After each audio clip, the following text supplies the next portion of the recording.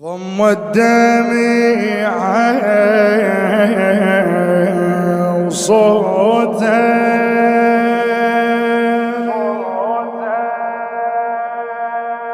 عن المشيب